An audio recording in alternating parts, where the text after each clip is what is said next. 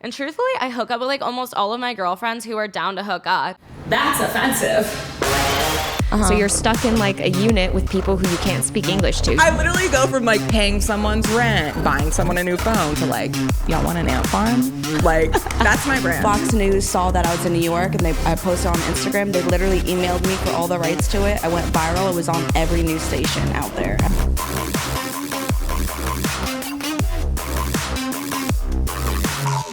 Hello, everybody. It is Daddy Deals in the building, or just Deals, or what is the deals? I have way too many alter egos. Welcome back to That's Offensive, capital OF, because I have a fucking OnlyFans. So I just wanted to start off this episode by saying I'm already having issues with my co-host here, Wubs. I am basically having to restrain her because all she wants to do is play. But I think that she needs to just chill out, take a chill pill, want to cuddle with me, and be a good co-host. Isn't that right, Wubs? Isn't that right? She's like, okay, Mom, whatever you want. I think in all of the other podcasts I've recorded so far, I've been going for the cute look. Today, I am really embracing who I am with sweatpants, a sweatshirt, 2 different colored socks that don't match. I think on a daily basis, I usually look like a homeless woman. At least today I have makeup and my hair's done and stuff like that. But like, people who see me on the street versus people who see me on social media are like, who is this catfish? Are they the same person? Well, yes, they are. There's just a huge difference between when I try and when I don't. So I know all of you guys want to hear about me sucking dick, licking clits, squirting all over my bed, and I am a people pleaser. It's my downfall. So that's exactly what I am going to start with. Please the audience here. So let me set the mood. We were all in Las Vegas. It was a girls' trip. We were horny. And hello, there's my other co-host, Bo, just walking through the shot here. So we were all horny here in Las Vegas. The last girls trip, we had an amazing orgy. So what did we do?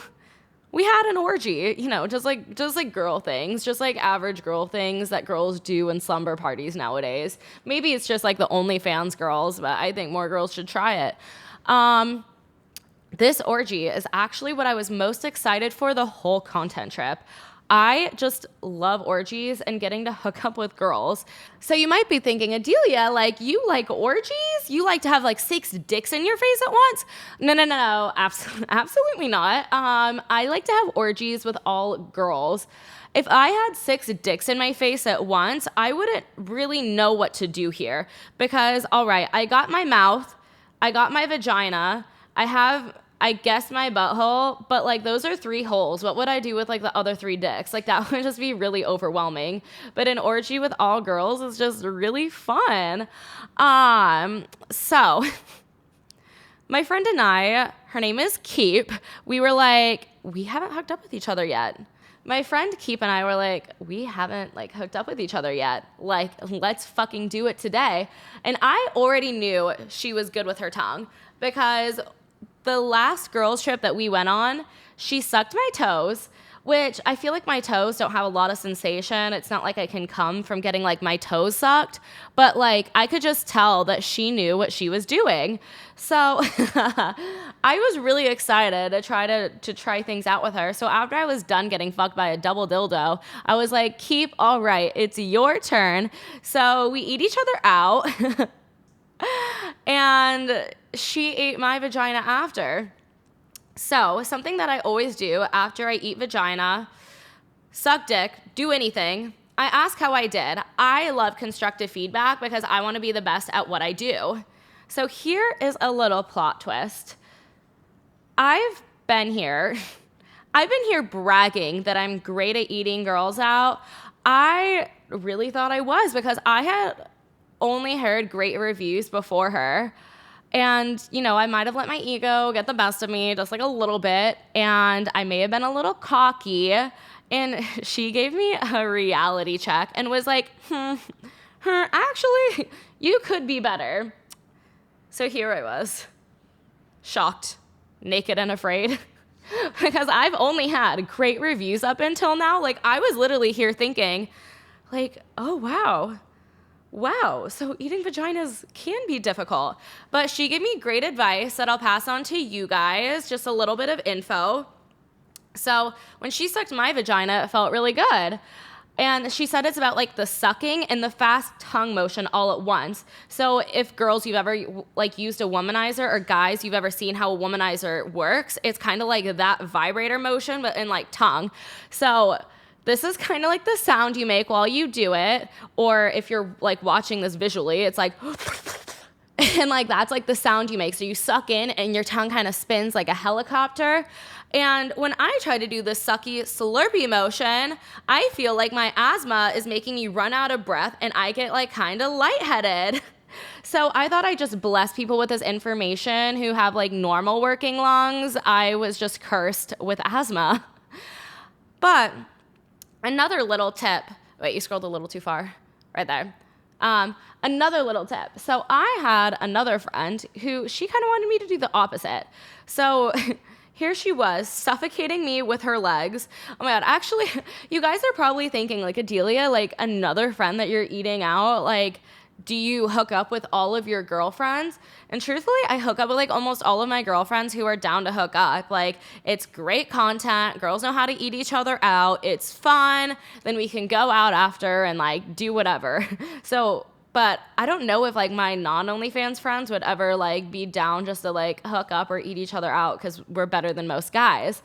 But this other girl I was eating out, she was like suffocating me with her legs, and I tried to do like this tongue slurpy motion, and she didn't want that. She wanted like my tongue to be like flat. So if my finger was right here, she wanted my tongue to be flat with like a lot of pressure going like up and down and like side to side. So I think what I'm trying to say here is, here I've been shitting on men for months for their ability to eat girls out. And I just had my first, like, I guess average clit review where, you know, I'm not bad, but I'm not great either. So I think it's all about communication with girls. Like, what'll work on one girl won't necessarily work for the other, and clits are fucking confusing. But I always ask afterwards, like, how I'm doing. So I'm going to start asking during, like, does this feel better? Does this feel better? And really figure it out. Which I can't even tell you, I think, how lucky men have it that like every single man I've ever run into loves the Gluck 9000. Like, why? Like, there's not one man I've met who's like, oh, the Gluck, no, we can just go like straight to fucking, or like they don't like that technique. But girls, like, it's different technique for like every single girl. So I guess I do empathize with the men now. But for the females out there and the men, I still think women will do it better because we have vaginas. It's all about communication, because I'm definitely saying where they come from now. All right, so I got the clit sucking story out of the way, got a dick sucking one coming soon, but I wanted to take a second to talk about my mental health. Everyone's like, Adelia, no one asked. We're here because you have a podcast about like OnlyFans and things that offends you. Like, no one gives a shit about your mental health. But this story has some tea, so maybe y'all will be interested, and this will be a good story. So, I went to a psychiatrist because I have been, or I mean, actually, I'm good now, but I was depressed for a really long time. I was sleeping all day, crying all day, binge eating, not knowing what to do, feeling directionless, not wanting to work. Like, I was getting pretty bad to the point I was like, what do I do?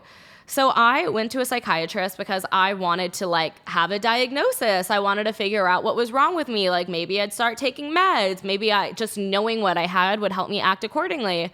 So I was sitting in the psychiatrist's office trying to talk to him like I would talk to a therapist. And he just kept interrupting me when I was trying to talk to him like a therapist, to like talk about himself, kind of talk about his ego. And I was like, like, is he interested in like learning about, what my traumas are? So maybe why I have these things that I do. He had me fill out this like sheet of paper, and he only had me fill out a sheet of paper for depression. And as we were talking, he was saying some things that were like obvious red flags. Like he said the R word, which I think as a psychiatrist, you shouldn't really be throwing that around. And he warned me that there were a lot of black people hanging out on one of the corners in San Diego. And I'm like, okay, that's a little odd. That was a red flag, but I already paid for the session. Red flag number 2, this motherfucker like immediately tries putting me on Lexapro. And I don't think there's anything wrong with Lexapro, but he didn't test me for anything else. He had me fill out a sheet of paper for depression only. Like didn't have me fill out any other tests, talk to me, whatever. And here's the thing. I have a very sensitive body, like a very sensitive body, to where I tried Adderall for like a week straight, and then all of a sudden my body was like breaking out in hives. I can't do Molly anymore because my body has bad reactions. When I do cocaine, I had to stop doing that because I just like immediately throw up. I don't even really drink anymore because like my body just has reactions when I do it too often. So mushrooms are like the only thing my body seems to react well with. So I expressed my concerns, with my, I guess, substance abuse in the past, asking if there are any side effects to Lexapro, to which he had the audacity to tell me there were none. And, at first I'm like, oh, okay, sounds good. Like there's no side effects. This is going to make me feel better, etc. So I went home and I was like, this sounds a little fishy. Like, have you ever heard of a pharmaceutical drug not having any side effects? So I went on Reddit and I found that there are a fuck ton of side effects. Like, there are a lot of potential side effects. And it's illegal for him to even say that there would be none. Like, that is completely illegal and unethical of him to do. So when I bring this up to him, I was texting him, sent him screenshots of the Reddit, being like, okay, there are horrendous side effects. Why didn't you mention this? I'm uncomfortable even taking the drug now. And he continues to deny the side effects. And his exact words are, well, if you drink too much, you'll have side effects. If you do too much of anything, you'll have side effects. But then on Reddit, it'll say things like people taking the lowest dosage still having the side effects. And then he continues to ask me, oh, are you going to go back to a weekend of drinking and doing psychedelics? And first of all, that's not really his place to ask. Second of all, if he listened at all to me speaking, I told him I don't drink. I think I've mentioned this on my podcast. I mentioned it on Instagram. I allow myself to drink once a month. And that once a month, it helps bring my anxiety down. I don't really have the side effects of drinking. I am just in a happy little mood. But if this man would have listened to me at all, he would have known I don't really drink. And I think if he did any research about psychedelics, he would know that some psychedelics, and if you use them correctly in the right headspace, they can be just as effective as a lot of antidepressants without as many side effects because, they're natural and grow from the ground. So he also accused me of refusing treatment when I was telling him that I thought that there were side effects. And when he told me I was refusing treatment, I literally had flashbacks of being kidnapped and sent to the troubled teen rehab in Utah. So I had nightmares of being kidnapped again, literal nightmares. I locked all my doors. I kept checking my peephole because I kept thinking I was hearing sounds. And if you know anything about anxiety, sometimes you can make scenarios up in your head, or a scenario will happen and you just make it 20 times worse because you're oh my God, this is gonna happen. It's the end of the world. I'm gonna die. And I was having a really bad trauma response. But I just thought I'd kind of share that little story. And have no fear though. I'm taking all the steps to being in a good headspace again. And I think I finally really gotten over my depression, and I've been pretty good lately. If you hear Wubs licking herself, you're welcome for the ASMR. Free ASMR on this podcast. Anyways, I reported this guy to the board, hoping to get his license taken away. And it's just funny that I have a podcast about being offended. It's making fun of the idea of being offended when I'm over here a Karen with the psychiatrist. But I do think mental health is not to be played with. I didn't look at this guy's Yelp reviews really, which was a huge mistake on my end. And I think it's a huge red flag to diagnose someone without like talking to your therapist, doing a brain scan, or even seeing what the right diagnosis is, like testing you for multiple things and then, narrowing it down, because you can have depression, but then depression can also be caused by like BPD or ADHD. So it's like, it's really important to know all the factors contributing. And it's funny that I say that because I got diagnosed with ADHD a little later, which I never knew I had. But I guess it should have been a little obvious. Like I was never able to like sit still without twitching. Like even in this podcast, I think I'm like twitching a little bit. And I like have an inability to like read a piece of paper without like, it just goes right over my head. Like I can read the same page in a book like 10 times and I'll like not be able to grasp what is going on. So anyways, ADHD again is also linked to depression. So imagine if I would have been like put on Lexapro and the diagnosis wasn't even correct and I had a bad reaction because it wasn't even meant for me. Here's the thing though, I don't want to scare anyone away from getting the help that they need. I just think it's extremely important to like be going to a good psychiatrist, which may take a lot of trial and error, which I know the trial and error part seems to scare some people off. But I mean, think about it this way. Have you stayed with your first boyfriend or girlfriend? Are you still at the job that you had like after college? Did you stay with that first job? Probably not. I think it's like trial and error for a little bit of everything in life. Like you don't stay with your first boyfriend, you don't stay with your first job, and you're probably not going to stay with your first psychiatrist or therapist. I am currently seeing, I think, the 5th therapist I've ever gone to. And, it has taken a lot of trial and error, but it doesn't discourage me because I know like my brain probably needs help. So that's a little story on mental health. So what is new in my life, you might be asking? Oh my God, that's so pretty when I do shit like that. I just don't understand how like someone can stay in the same room as me and like I burp and they don't immediately try to rip my clothes off. Anyways, y'all are literally like, we didn't ask and we don't care what's new in your life, but I'm gonna tell you anyways. So after months of being depressed, I'm like happy, I am healthy, I am thriving, and like I'm getting super horny again. And the one thing about depression is like my sex drive literally tanks.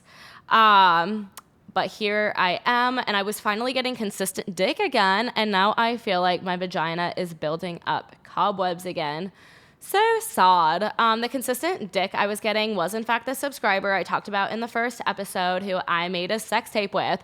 So if you bought the sex tape, I think you can see what like my type in man is. If you haven't, I'm just going to go over it. I'm not really sure if I talked about it in the last podcast before, but like I'm just like thinking about like the kind of guy I like, and you guys are going to be like, what, Adelia? But when I tell you I like the sickly looking tall, skinny men with like a nice jawline, like they're just like so sexy. And okay, here's the thing. When you look at them and you have to question whether they're railing lines on a daily basis because that's how skinny they are, that is like my type to a fucking T.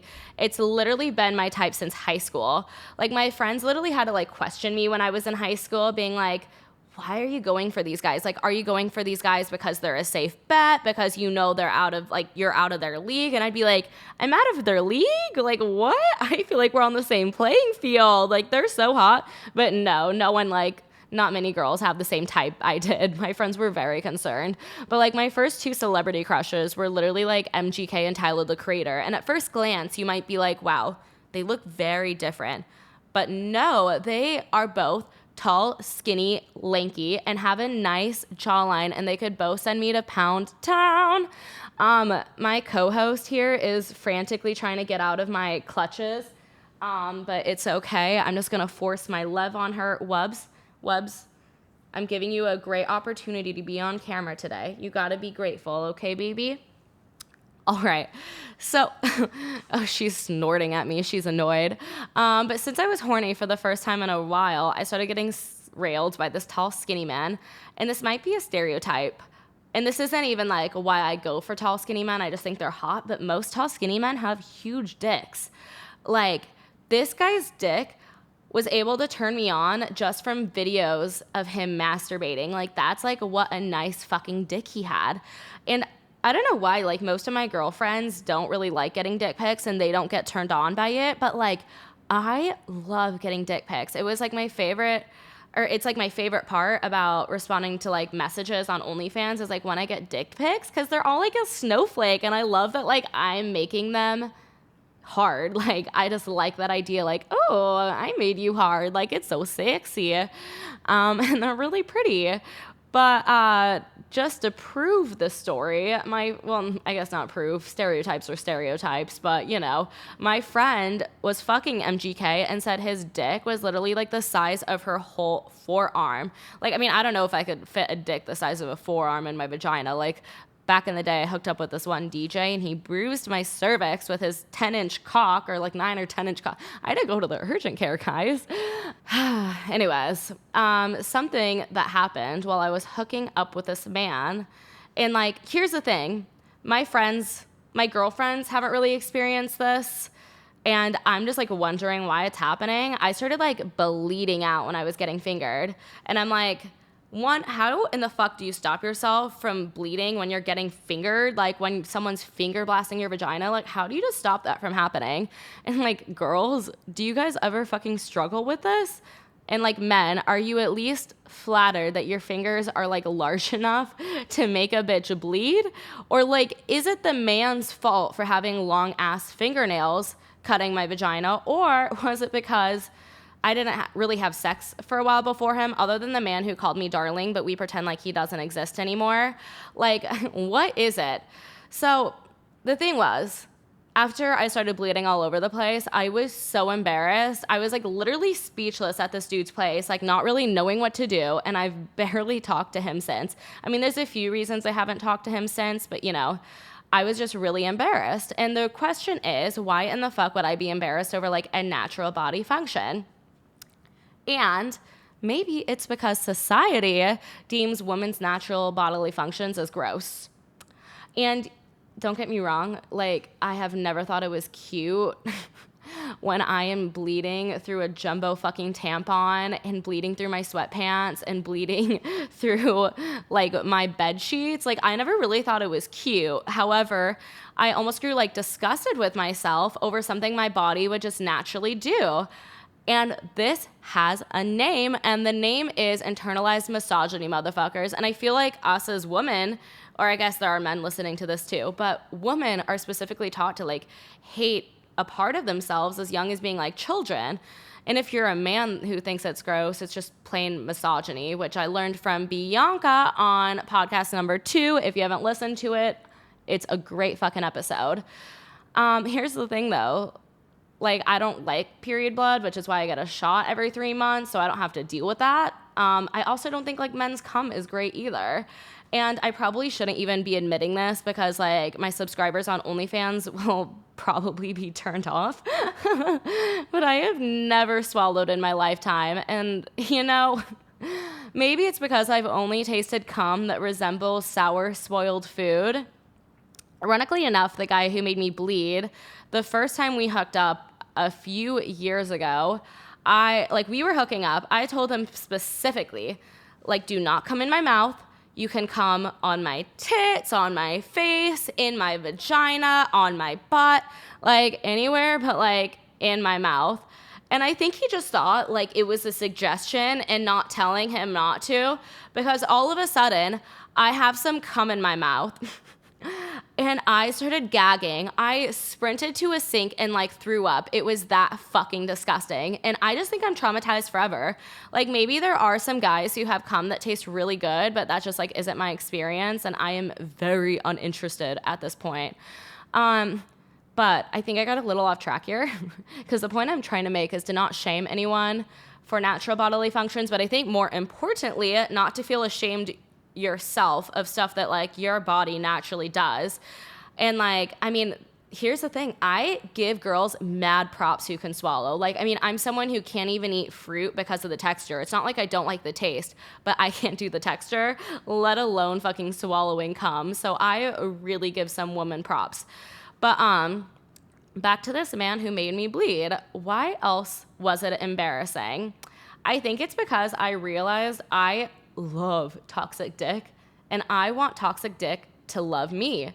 So like when I was over here bleeding out, I was thinking in my head, like, oh my God, this man is never gonna want me again. Like, I need to be sexier. Like, I need to do this to make this man love me. Y'all, I really don't understand, but like the way toxic men fuck me and ignore me, for some reason turns me on. This man, before we hooked up this time, didn't respond to my nudes for 2 whole days. And for some reason, that made me dripping wet. Like, I had to get my vibrator out and literally make myself come because I was that fucking horny from just like the fact he was ignoring me. I don't know what it is, but the way he was like so passive about hanging out with me, like the way he might be a little sad if I died, but doesn't really care about me otherwise, that really turned me on. So I really had to reflect here. Had to get myself thinking, like, what's going on? I've literally always been turned on by guys who show like minimal effort. Back in high school, like this man bought me ice cream. And I was like, damn, I knew he loved me. But you guys, okay, so in my head, I'm like, oh my God, he bought me ice cream. Like, this man loves me. He only bought me ice cream after we fucked in his car. And he really wanted ice cream, and I just happened to be in the car. So I feel like he just bought me ice cream out of pure, like, all right, I guess you're here. It wasn't even a date. In college, I was like in love with a guy for over a year after we broke up. There was a lot of things that happened with this man. He called me a cunt, would sometimes bully me, sometimes be nice to me, talk to me like once a month, and then we'd hook up that once a month. And for some reason, I just like couldn't break the cycle. But like some part of my brain convinced myself that one time a month, he'd like hit me up. I was like, I knew he loved me. Like, I knew he loved me this whole time. We're gonna get married again. Like, I don't know what my dog is doing right now, but hey, I don't think she's very grateful for this opportunity to be part of the podcast, so we're just gonna let her go. Sometimes even when this man hits me up now, I'm like, I knew he loved me. It just like adds to my ego. So I was stupid enough to hang out with him at a concert I went to about a month or 2 ago, and I like couldn't pull myself away. Here I was, floored off of 1/8 of a tab. Like, absolutely floored. And if anyone knows about how much I used to be able to do acid, like, I could take 5 tabs. My tolerance has really gone to shit, and that's a little bit embarrassing. Like, I don't know how it happened. I don't know what happened. I don't know if it's fake acid. But anyways, here I was, sprinting to the bathroom to throw up. And I think I saw him from the corner of my eye, and I just, like, kind of looked away. And he's like, Adelia? I was like, hi. Just like being so awkward. He's like, you look good. And I'm like, I'm gonna go puke. And then I just kept running. Anyways, he then texted me, and I didn't even have his number saved, which should have been a sign. Maybe don't text him. I literally had to be like, who is this? And he was like, it's me, blah, blah, blah. So the logical part of me should have been like, Adelia, I don't have his number saved. I shouldn't be wanting to hang out with him, but as soon as he texted me who it was, I was like sprinting to go hang out with him, and we hung out like almost the rest of the night, and it felt good. It was like super nostalgic. Like, we had a lot of fun together, and the thing was, I really wanted to fuck him, like really, really fucking badly. But did I? No. I did not. I was extremely proud of myself, because if this would have happened like a year ago or like 2 years ago, oh my God, I would be getting sent to Pound Town. But I mean, I answered his FaceTime after the concert. We talked for a sec, and then he like texted me like an hour or something later to like hang out, and I just didn't answer. And I'm like, yes, Adelia, yes. And I'm really also happy that I didn't do it because I like stalked his Instagram tags the day after, and he's still very much with his girlfriend. So I see he hasn't changed one bit. So that also makes me feel good that like, it makes me feel good in my choice to just not really talk to him anymore. But after these two incidents, I really wanted to see like what the fuck is up with me. I like talked to my life coach about it. I talked to my therapist. I'm connecting the dots between my love interest and my parents. And the thing is, it's all about breaking patterns. So until now, I never really wanted to break the pattern of having toxic dick in my life because here's the thing. Toxic dick is like addicting. And there is a word for it. It's called being dickmatized. Digmatism is real, and y'all can't tell me otherwise. If you're a dude who loves being with toxic girls, you are clitmatized. And like, is this healthy? No. Is this fun? Yes. And like, should I be doing it? Like, probably not, but I'm working on it, guys. So let me tell y'all how I'm breaking the habit of being dickmatized. And I haven't hit up that dude to fuck since. And I've really wanted to. I've really wanted to hit this dude up. And like, he was down to make content with me, and like he fucked me aggressively, and he had it like a huge dick, and like it was really hard to lay off. But here's the thing. If you guys are listening and you're like tall, skinny, you know, over 6 foot, and you're like, I'd be down to make content, hit my DMs. Like, send me a picture so I can like gauge if I want to, but hit my DMs. And I also have not hit up my ex. So admittedly, I have almost texted both of them multiple times. My ego is literally enraged that like they aren't still in love with me. But for what? Like, I'm not in love with either of them anymore. Like, it's just, you know, gotta move on. And like the first step to break the cycle is like recognizing why you're doing what you're doing. Like, is it low self-esteem? Is it the way your parents treated you growing up and now you're trying to recreate the relationship with a different outcome? That was mine. Do you have unhealed trauma? These are all like really important questions to ask yourself. And like when you recognize why you are making the choices you do, it's easier to start making choices to act differently. So here is my experience. I thought I was like going for guys completely different than my dad.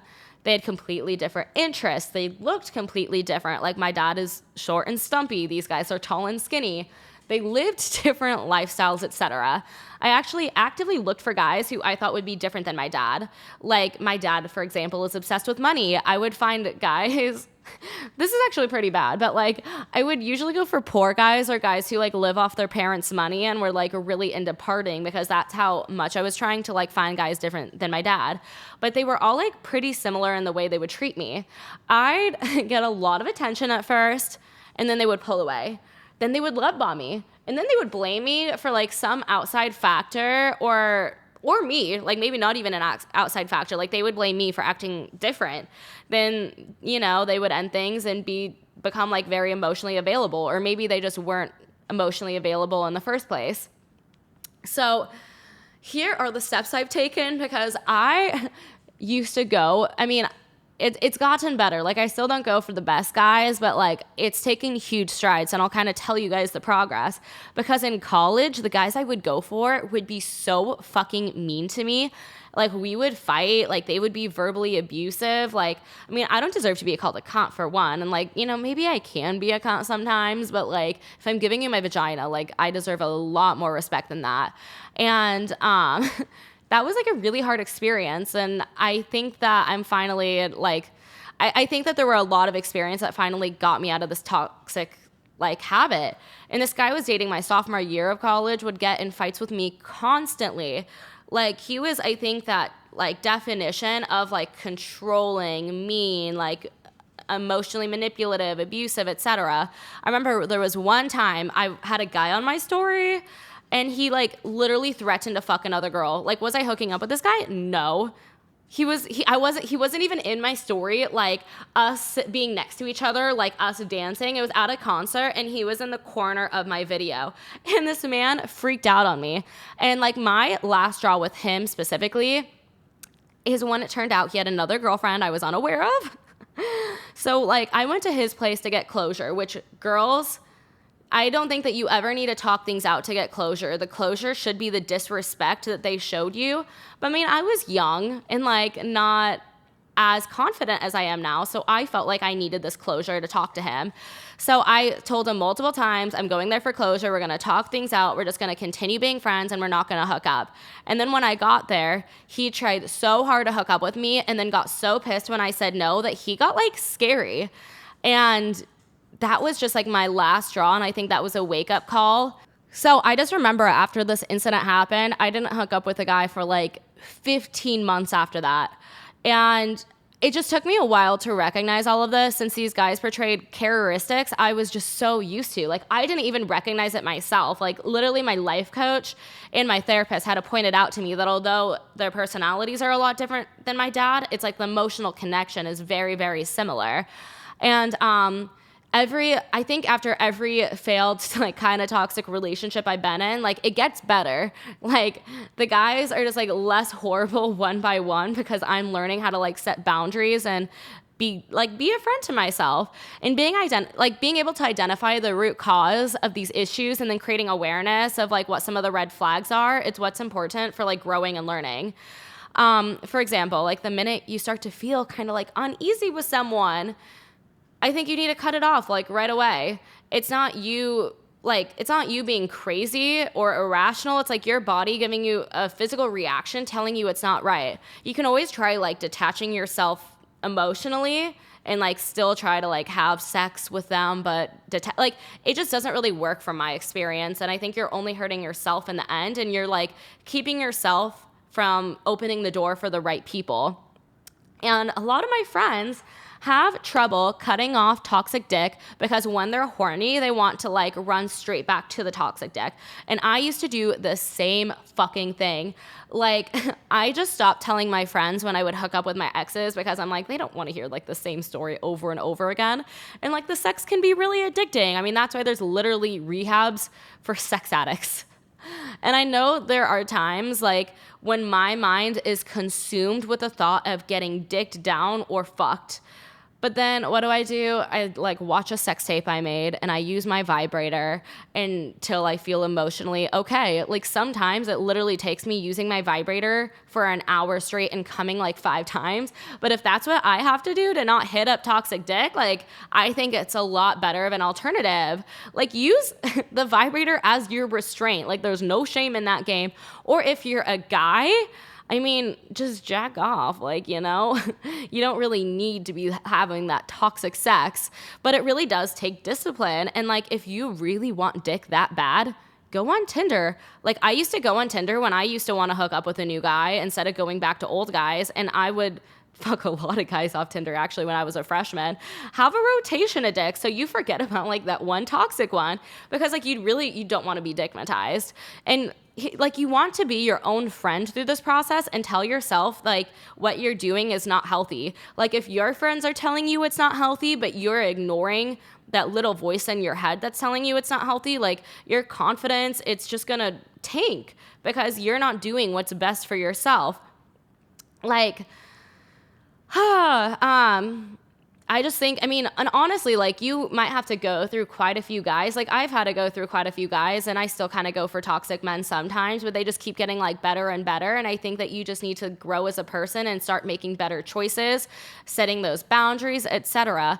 And the more like you are a friend to yourself and stop the whole old habits, the more your confidence grows and the more opportunity it gives you to find someone who is healthy for you, because isn't that what you want? Like you want someone who's healthy for you, who supports you, who you guys can grow that bond together and like grow as people. Like you want a partner who will make you a better person as much as you are making them a better person. Or you can be like me, which at the moment I have like no interest in men at all. Since I can make myself come better, I can be nice to myself too. And I am focused on like working on myself first, since my relationship with myself is like what really matters. I'd say like the only 2 exceptions for this at the moment is there's like this one beautiful man who has an OnlyFans who like I would totally make content with him because 1, that's mutually beneficial. 2, he's beautiful. 3, I just already know it's not really going to be this huge connection. And then there's this TikTok man. It's been my TikTok crush for literally months. He just followed me on Instagram and like 2 of my photos. So I'll keep you guys updated if anything happens there. Maybe it was like an accidental follow and an accidental like, because like he's kind of big on TikTok. But maybe he thinks I'm funny, or maybe he's an ass guy. Who knows? But I'll keep you updated. Anyways, that is a wrap for this episode. Please go to itsdeels.com for all my socials. If you have anything if you have anything you want me to talk about in future episodes, write into That's Offensive Podcast on Instagram. I'll be looking through some of the DMs if you guys are struggling with anything. And please subscribe. Please leave a nice review so I can start getting paid for sponsors. Thanks, and mic drop.